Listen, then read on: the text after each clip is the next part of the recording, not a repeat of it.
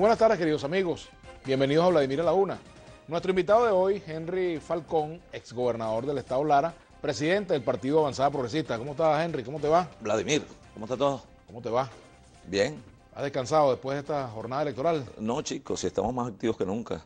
Estamos haciendo unas jornadas de trabajo con el partido y ya comenzamos a planificar un cronograma para dirigirnos a todos los estados, a recorrer el país y seguir la lucha. ¿Por qué perdió Henry Falcón? Bueno, fíjate, nosotros realmente el gobierno obtuvo una victoria numérica, digamos, más no una victoria política. Yo creo que nosotros también obtuvimos una victoria moral. Eso está allí, no solo en el resultado numérico, como dije, sino que varios aspectos pudieron confluir en esa especie de caos electoral que hubo en el país. Una de ellas, que lo hemos esbozado, lo decíamos ahorita en una rueda de prensa, tiene que ver, Vladimir, con esta especie de convocatoria a la abstención, donde no solamente el propio gobierno, a través de su campaña, etcétera, pero también las confusas y erráticas posturas de un sector de la oposición venezolana. Y todo esto que de alguna manera generó grandes frustraciones y desaliento en la población. Los eventos anteriores, que yo siempre digo, bueno, hay que ver por el retrovisor, aquella decisión en un momento dado de plantearle al país salidas inmediatas, generar falsas expectativas que a la postre se convirtieron en desilusiones para la mayoría de la población. Todos estos últimos eventos de calle, donde además de convocar, liderizar por un sector de la oposición venezolana, después no hubo nadie quien diera explicaciones y cambiara entonces su postura de desconocer las instituciones del Estado a convocar y participar en un proceso electoral. Eso, bueno, generó, además de confusiones, generó además un rechazo tremendo en la población que se mostró con la abstención, donde un porcentaje importante de la población en comparación con el proceso electoral de la Asamblea Nacional no participó. Se abstuvo casi 3 millones de personas se abstuvieron de este proceso en comparación con el resultado anterior. En el caso de Lara, ¿cuánta gente dejó de votar? Mira, en el caso de Lara hubo una participación cercana al 50%. Pero además de eso, hay otros elementos. Un poco la conducta recurrente del ente rector electoral en esto de favorecer al gobierno, la sustitución de las tarjetas, eso generó la no sustitución, el cambio de centros, la migración de electores, etcétera. La actitud ventajista del gobierno en esto del carné, etcétera, las bolsas de comida. Había gente que incluso le entregaban la bolsa de comida al salir del centro de votación. Y en Lara hubo 3 elementos que seguramente no se cruzaron en otra entidad.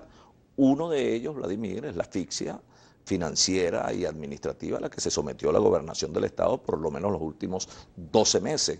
Recordemos que la situación salarial producto de la creciente inflación en el país, bueno, pegó terriblemente en el bolsillo de todos los trabajadores del país.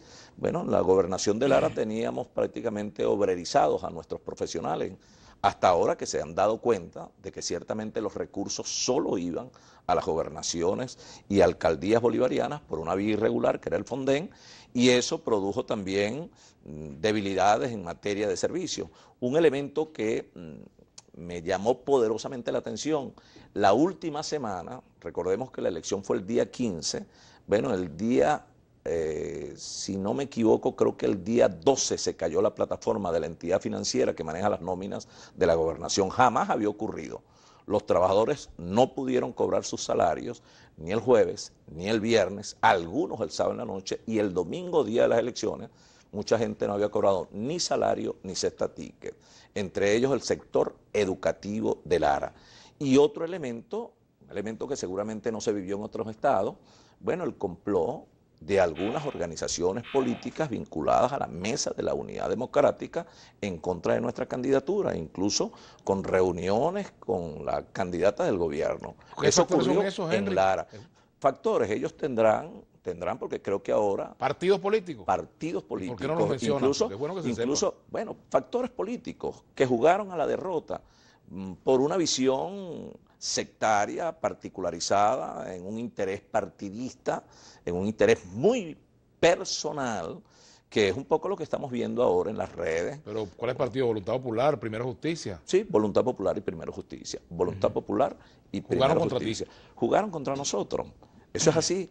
Así como son precisamente organizaciones políticas asociadas a la Mesa de la Unidad Democrática, bueno, quienes generaron esta seguidilla de errores que nos condujo a esta situación de tragedia electoral que vivimos el 15 de octubre. Recordemos todo aquello, que si la aplicación de la Carta Interamericana, que si Nicolás Maduro abandonó el cargo, que si después vino la calle, porque queda una semana y la otra semana será. Y después de más de 100 muertos, heridos, daños a la cosa pública y a los bienes privados, bueno, no hubo nadie que dé una explicación de eso, ni siquiera los cabecillas que lideraron ese movimiento de calle, que además generó mucha violencia y sobre el cual nosotros nos habíamos expresado. Recordemos aquella posición, diría yo, adelantada de algún liderazgo de la oposición, donde se planteó en un momento la salida exclusiva por la vía de la consulta referendaria, y no se acogió otras vías que perfectamente eran plausibles en el planteamiento político. Me refiero, por ejemplo, a la elección regional, la exigencia de las elecciones regionales. Quienes abordamos ese tema fuimos tratados como traidores, saltatalanqueras, etcétera, porque se personalizó aquello de la consulta referendaria de tal manera de que no había cabida a otra opción. Ahora, y así ocurrió, y tú recuerdas, ocurrió con la propuesta de diálogo. Cualquiera que hablaba de diálogo era satanizado, prácticamente expuesto a través de las redes sociales, que han tenido un uso irregular, y de laboratorios, son laboratorios que se preparan para ver cómo atacan a un dirigente, etcétera. Entonces, quienes de alguna manera hemos sido promotores y hemos defendido la necesidad de un entendimiento para poder salvar el país, bueno, no somos convocados a esos encuentros. Sin embargo, los que públicamente dicen no querer dialogar son los que se sientan permanentemente a ellos. Esa es una realidad, Vladimir, que nos plantea hoy una posición de debate, pero más que de debate, de decisiones, de reflexión sincera, objetiva y transparente, para hacer una gran revisión de lo que tenemos hoy como unidad opositora y de lo que se plantea, Dios mediante, para los próximos Ahora fíjate, meses. Henry, detrás de todo esto pudiera estar también el tema candidatural, porque tras esas discusiones, esos cruces de señalamientos entre Acción Democrática y Primero Justicia, pudiera estar eso presente. Pero también con lo que tú señalas en cuanto a que dos partidos de la MUD jugaron contra tu candidatura, también es público que tu nombre suena como posible candidato presidencial.